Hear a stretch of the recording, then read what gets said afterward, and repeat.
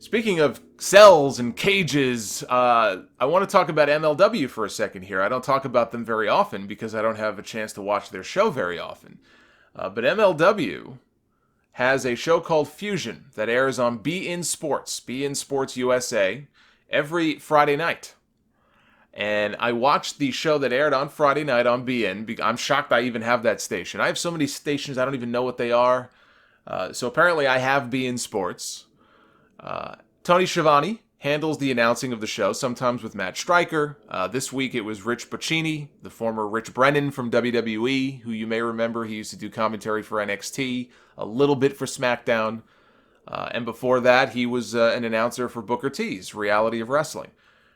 I enjoyed his commentary. I remember Rich being on commentary. I enjoyed his work. I guess the powers that be there did not. But they got to call, he and Schiavone got to call a War Games match this week, pitting the Babyfaces, which was Team Strickland, led by Shane Strickland, a.k.a. Killshot from Lucha Underground, who just got engaged this week, so congrats to him. John Hennigan, Tommy Dreamer, Barrington Hughes, or as I call him, Barrington Huge, and Cato Brazil. Against the heels, Team Callahan, led by Sami Callihan, The Monster Abyss, Jimmy Havoc, Leon Scott, and Fulton, the former Sawyer Fulton from NXT. Look, with him, it's kind of a shame, timing is everything. He was part of the original Sanity group. Now, maybe you look at Sanity now, and maybe he's like, boy, did I dodge a bullet there. But he was part of the original Sanity faction in NXT. Then he got hurt, like a month later. And they replaced him with Killian Dane. And then they released him. So that's what happens sometimes. Timing is everything. You get hurt, and you wonder why, and I'm sure it still happens today, but I know this was sort of an epidemic many, many years ago where guys would get hurt, and they just wouldn't say anything. Or they would tape it up and we're talking like serious injuries and muscle tears, and I'm sure there were guys left and right who just didn't say a word or downplayed the severity of the injury. And they just said, look, I got to make my shots. I got to make, I don't want to lose my spot. And, years later, you wonder why their bodies are so broken down. But that's a great example of why. Guys don't want to lose their spot. And that's what happened to poor Fulton, who now just goes by that name. He is he is in MLW as just Fulton. This was 2 rings, side by side, like traditional war games, enclosed in a cage, although like NXT last year, no roof on top. Team members alternated as they came out based on the winner of a coin toss, and it was no falls until all participants were called to the cage, and that is when the match beyond begins, and it is submission or surrender. For those of you wondering, how is MLW able to use the War Games name? Especially, WWE, I thought they owned it. They have a War Games match now in NXT. They had one last year. They're going to have another one in November. How is this possible? It's possible because MLW owns the trademark on the name. Court Bauer got the trademark on the War Games name many years ago. In fact, during MLW's first run as a company, long before they were ever a podcast, they actually ran a War Games match. This was back around, I think when I looked it up, it was like 2003. They had a War Games match back then. So they own the trademark for it. Now, if you look at the way the WWE spells out their own War Games match, like what they did last year, it's all one word. Not so with the MLW spelling of it, which is 2 words. So that may be why WWE can use it. Either that, or maybe Court Bauer just gave them permission to do so. That might be the more likely answer. Because if you think about it, if I wanted to start my own promotion and have an event called WrestleMania, right?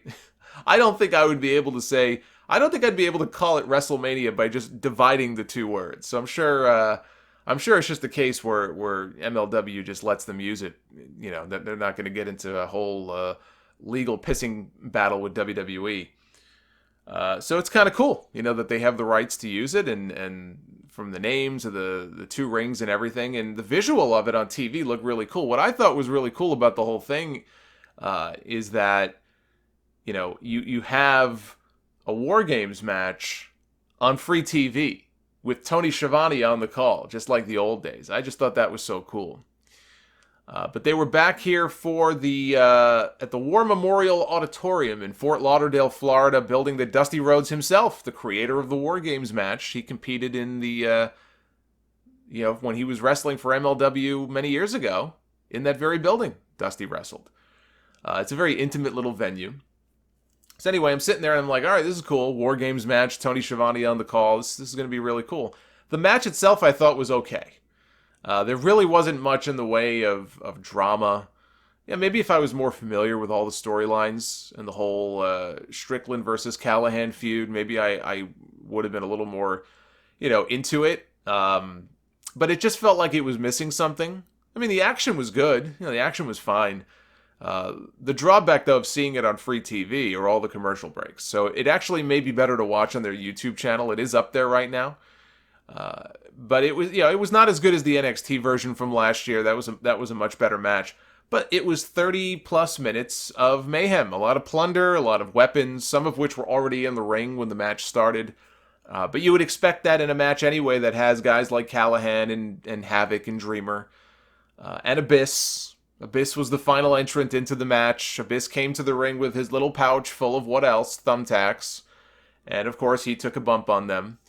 The babyfaces, shockingly, won the coin toss to give them the early advantage, but when Shane Strickland came out, he was immediately jumped by Sami Callihan, who tossed him off the stage. He bounced off a table. Callihan then powerbombed him through a table, and that was the last that we saw of Shane Strickland. He was helped to the back. He was never heard from again, which was kind of odd. No great valiant babyface comeback and he's the team captain, no less. So no, we never saw him again. It did give the heels the man advantage, which I assume is the reason, why they did that. The babyfaces later in the match, they wrapped Barrington Hughes in barbed wire. He said to them, "Wrap me up." And they wrapped him up so they could use him as this sort of walking barbed wire weapon. And I called him Barrington Hughes earlier because this guy is gigantic. And I don't mean that he's tall. This guy has to be every bit of legit 450 pounds, maybe more. He is a big, big man.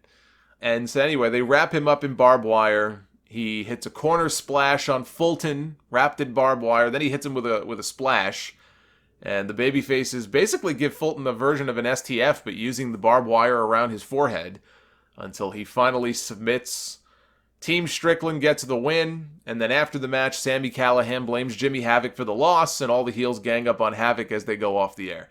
I'll say this about MLW. The production values on the show are top-notch. There are some people who, they won't even bother watching anything other than WWE because they just think, oh, it looks amateur and all that. This show looks good. You watch it, it just looks very, well-produced. They have a talented roster. They just signed up Brian Pillman Jr. to a 3-year deal, who looks so much like his father, it's scary. He even sounds like him a little bit too, just without all the raspiness. But I know they're teaming up he's teaming up at the moment with Teddy Hart. And actually there's a match coming up in a few weeks where it's going to be Brian Pillman Jr. and Teddy Hart, and I think Davey Boy Smith Jr. as the Hart Foundation. So there's sort of this new version now of the Hart Foundation in MLW, which is kind of cool. Low Key is their champion. Pentagon and Phoenix are their tag team champions. Now, by the way, on Pentagon and Phoenix, since I talked about them a few weeks ago, now the belief is that they are in fact not going to WWE, and they are probably going to stay independent and staying with MLW through much of next year. Thank God for that, I say. Thank God for that. Them not going to WWE is some of the best news I read all week. I'm talking more so main roster, not so much NXT. But them signing with WWE and going to the main roster would be absolute death for those two guys. Maybe not their bank accounts, but they rule the roost right now. Those two guys on the indie scene, Pentagon and Phoenix right now, are on at least 3, I was going to say 4, I think 3 different television shows, wrestling television shows in this country at the moment, all at the same time. Impact Wrestling, Lucha Underground, and MLW Fusion. And that doesn't even count whatever they're doing in Mexico. They don't need WWE. So anyway, MLW's got a good thing going right now. I think it's definitely worth checking out if you have access to it, which you do. You have access to their YouTube channel, don't lie. Speaking of which, you can watch the full War Games match if you want to go back and watch it. It is on their channel. They post episodes online every Saturday, so the day after they air on TV, Saturday at 6:05 p.m. Eastern, just like WCW's Saturday Night used to air back in the day on TBS.